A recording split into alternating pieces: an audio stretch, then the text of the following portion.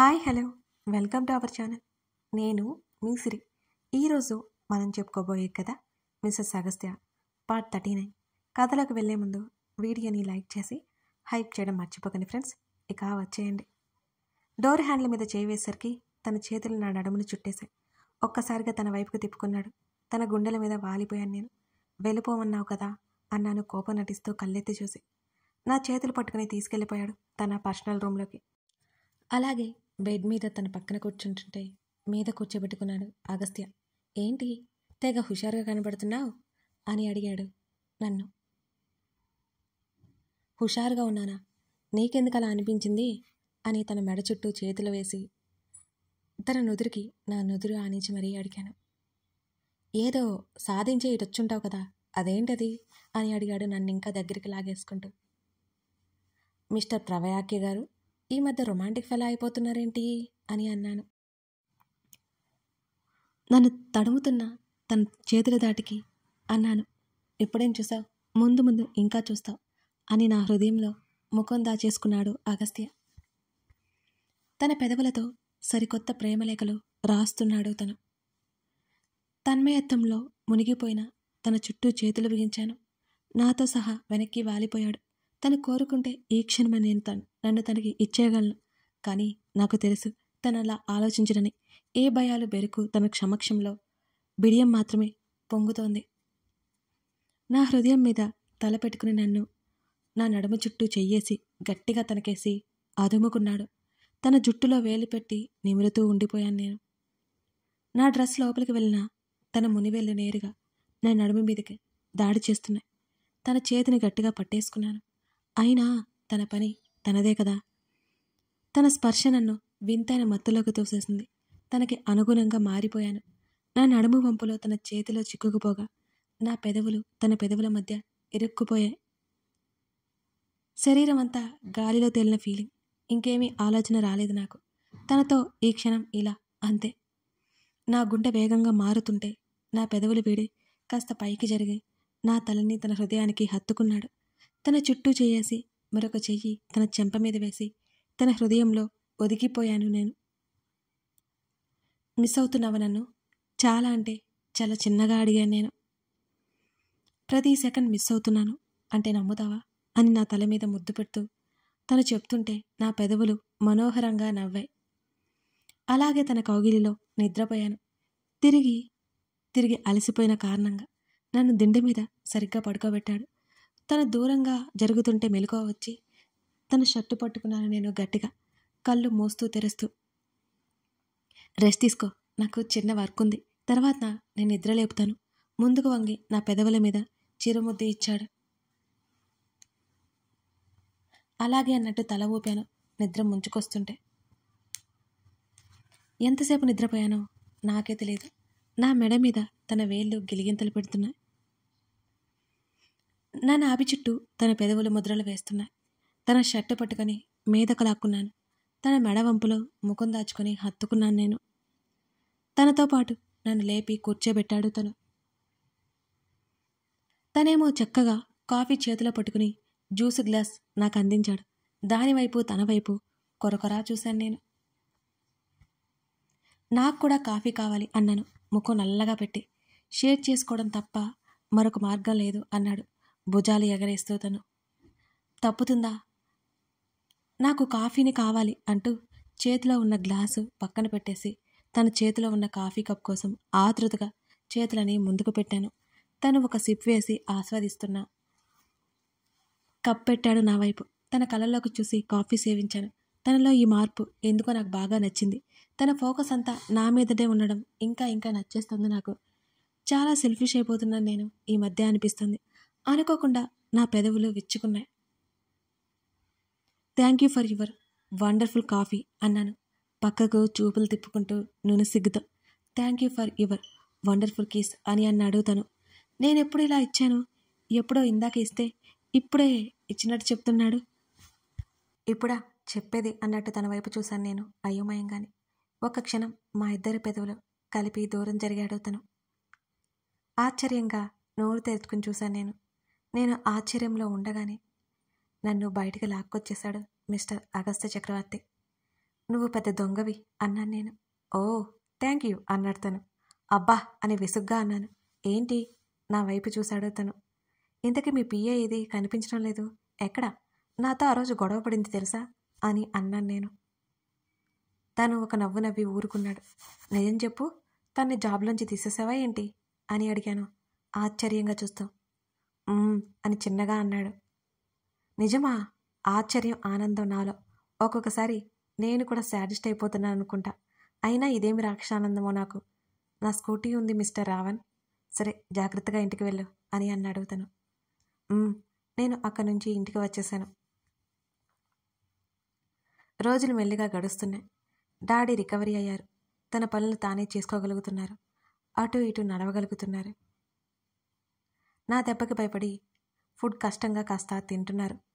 మా business files అన్నీ చేతుల్లోకి తీసుకున్నారు. మా డాడీ బ్యాక్ వచ్చినందుకు చాలా సంతోషంగా ఉంది నాకు. ఇదివరకట్లా ఆయన హుందాగా అలా ఫైల్స్ పట్టుకుని ఆఫీస్కి వెళ్తుంటే నాకైతే చాలా చాలా నచ్చింది. కానీ ఆయన ఎక్కువ స్ట్రెస్ తీసుకోకూడదని డాక్టర్స్ ముందే హెచ్చరించారు. డాడీ, ఈ వ్యాపారాలు మనకెందుకు, ఎవరికైనా అప్పచెప్పేయకూడదు అని అడిగాను ఆయన. ఎవరికి చెప్పమంటావో నువ్వే చెప్పు అని నా తల నిమురుతూ అడిగాడు డాడీ. ఏమో అవన్నీ నాకేం తెలుసు, నాకేమో ఇంట్రెస్ట్ లేదు. పోనీ అగస్త్యకి ఇద్దామంటే వాళ్ళవి రన్ చేయడమే తనకి ఇష్టం లేదు అని అన్నాను నేను.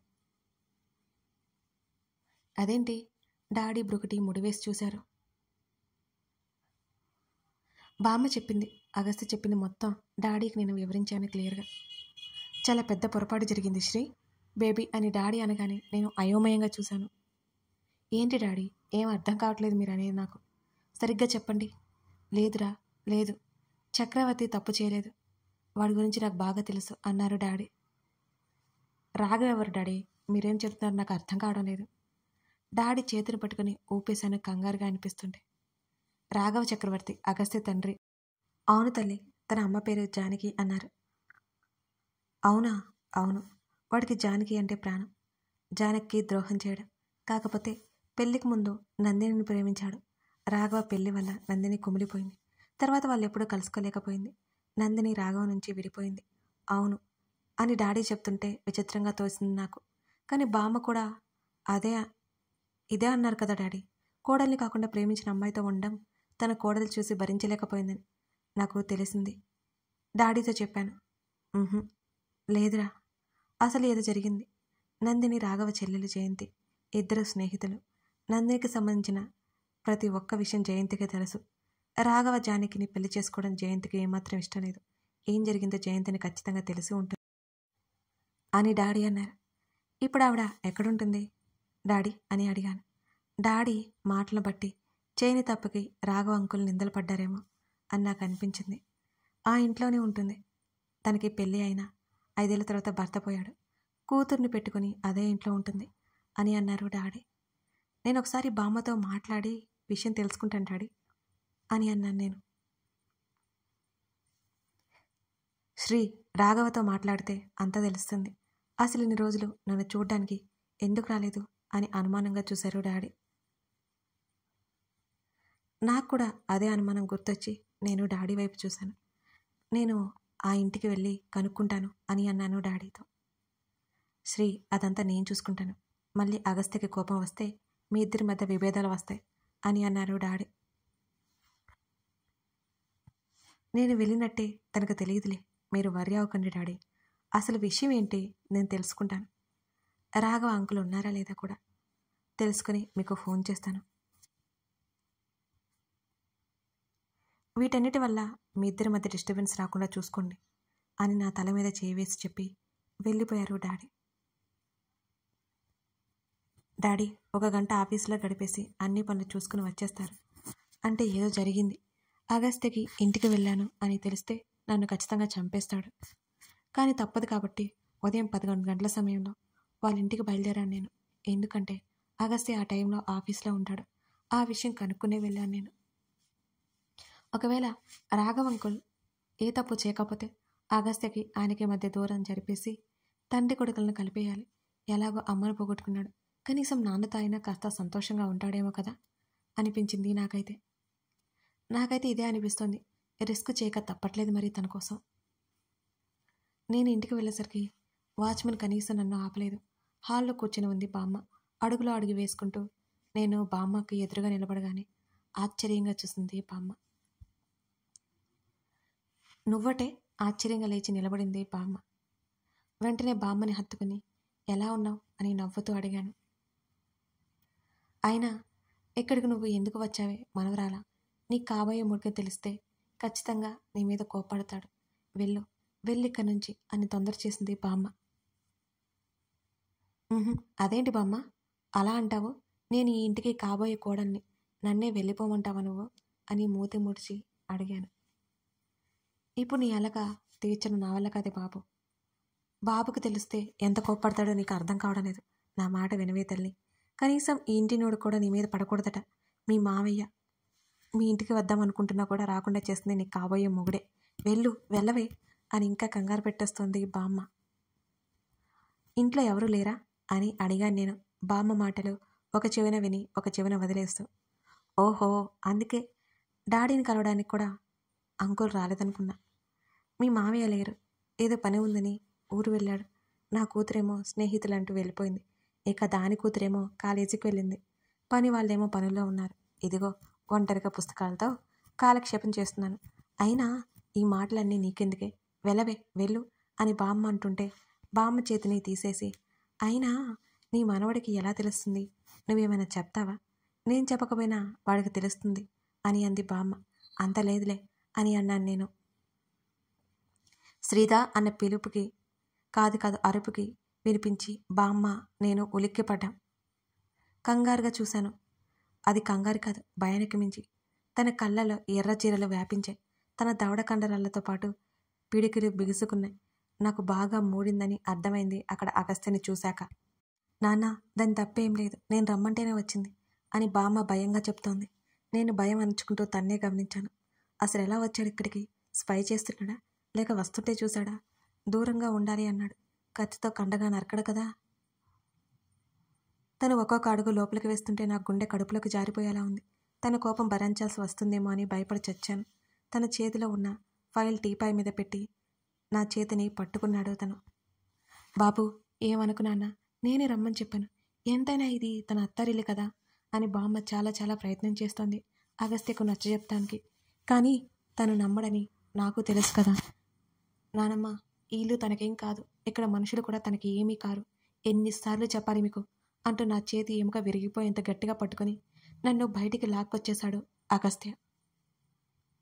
స్కూటీ తెచ్చాను, ఇంటికి వెళ్ళిపోతాను అన్నాను నేను తన కోపానికి భయపడి. ఒక్క చూపు చూశాడు నా వైపు.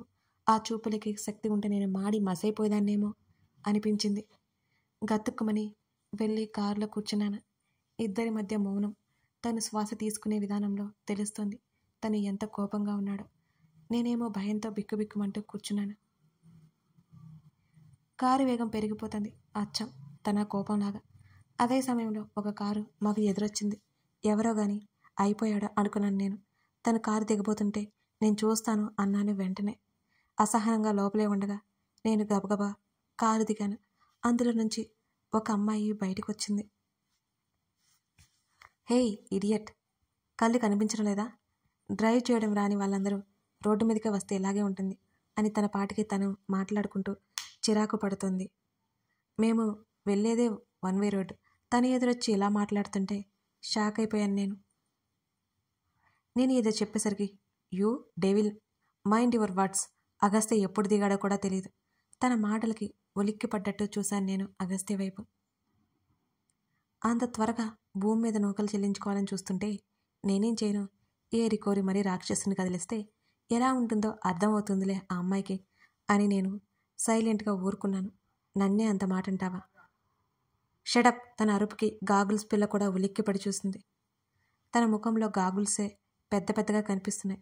తన పేరేంటో తెలియక అలా ఫిక్స్ అయిపోయాను నేను. మరి రాంగ్ రూట్ వచ్చింది నువ్వు. అంతేకాకుండా ఎక్కువ మాట్లాడుతున్నావు. ఇంకొకసారి పిచ్చిగా వాగావు అంటే పళ్ళు రాలుతాయి అన్నాడు తను వేలు చూపించి ఆ అమ్మాయిని బెదిరిస్తూ. హే మిస్టర్, నేనెవరో తెలుసా? నన్నే ఇన్ని మాటలంటావా? నడి రోడ్డు మీద అందరూ చూస్తున్నారని చాలా అంబారెసింగ్గా ఫీల్ అయిపోయింది ఆమె. పాపమని తన చేతిని పట్టుకున్నాను నేను. వదిలేయమన్నట్టుగా అగస్త్యని. జనం గుమిగూడి ఉండడంతో ట్రాఫిక్ పోలీస్ పరిగెత్తుకుంటూ వచ్చాడు. కంప్లైంట్ రాసిచ్చాడు అగస్త్య. నేను ఎంత చెప్పినా నా మాట వినలేదు అసలు.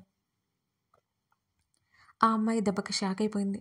ఇంకేం మాట్లాడితే ఇంకేం చేస్తాడని సైలెంట్గా ఉండి ట్రాఫిక్ పోలీస్ దగ్గరికి వెళ్ళి ఏదేదో మాట్లాడుతోంది పాపం.